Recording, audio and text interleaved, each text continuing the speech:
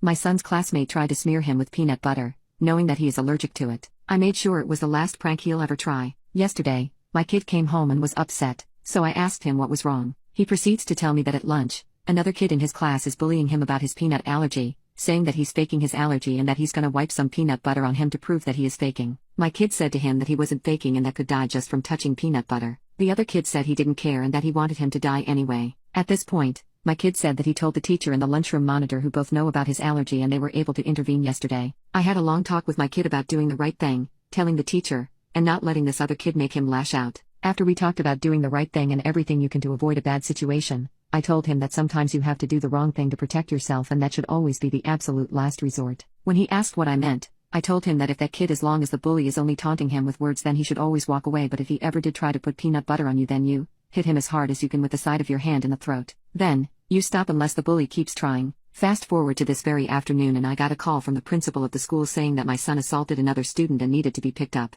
I asked what happened, and of course, they won't talk about it over the phone, but I already knew. I get to school and see my kid sitting in the office, tears streaming down his face. So I walk in and the principal tries talking to me, but I blow right past her and ask my kid what happened. He says the bully had peanut butter on his fingers and he was threatening to wipe it on his face. Then my kid said that he did what I told him to do and hit the kid in the throat because he wiped peanut butter on his arm. I looked at his arm, which was pretty swollen up, and asked him if he was having trouble breathing. He said he was fine, just a little shaky. At this point, the principal interrupts us with, "We can't just have kids hitting other children just because they had a little peanut butter wiped on them. Kids do this kind of thing. We are gonna have to suspend him for a few days." It's obvious to me that the principal is clueless about the peanut allergy, so I cut her off and asked my kid if he told the bully to stop before he hit the other kid. He said yes. I yelled at him several times that I was allergic to peanut butter and told him to stop, and he just kept acting like he was gonna wipe it on me. Now the principal has a shocked look on her face. I asked to see the video from the cafeteria, and sure as poop my kid can be seen and heard screaming and trying to back away from his bully. At the point where it looks like the bully grabs my kid's arm, my kid yells at the top of his little lungs,